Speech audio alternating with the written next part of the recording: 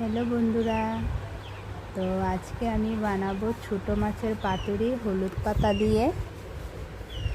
তো তার জন্য হলুদ পাতাগুলো আমি আগে থেকেই কেটে ধুয়ে নিয়ে ভালো করে ফ্রেশ করে এনেছি।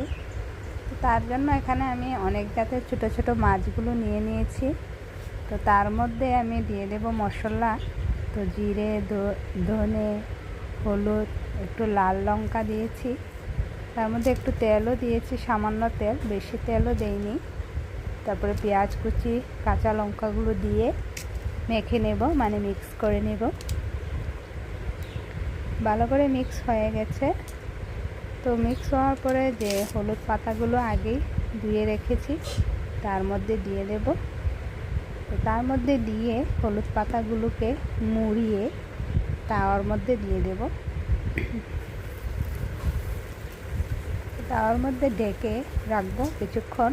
তো কিছুক্ষণ পর পর এটাকে উল্টে দিতে হবে।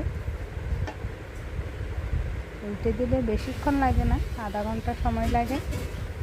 তো হলুদ পাতার মধ্যে এইভাবে ছোটো মাছের পাতুরিটা বানালে টেস্টটা খুব ভালো লাগে, খেতেও খুব টেস্টি। তো হলুদ পাতার মধ্যে বানালে পরে এটা মানে হলুদ পাতা, হলুদের যে একটা স্মেল এটা থাকে ওটার মধ্যে, মাছগুলোর মধ্যে, খেতে খুব স্বাদ লাগে। তো এইভাবে ট্রাই করে দেখবেন বাড়িতে। তো হয়ে গেল আমার ছোটো মাছের পাতুরি হলুদ পাতার মধ্যে। আমি এগুলোকে এবার হলুদ পাতা থেকে তুলে নেব একটা প্লেটের মধ্যে। ভীষণ গরম, তো দেখতেই পাচ্ছেন গরম গরম।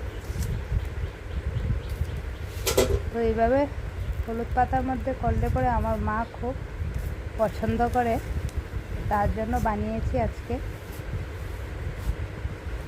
তো নিয়ে নিলাম একটা প্লেটের মধ্যে। দেখুন খুব ভালো মতো হয়।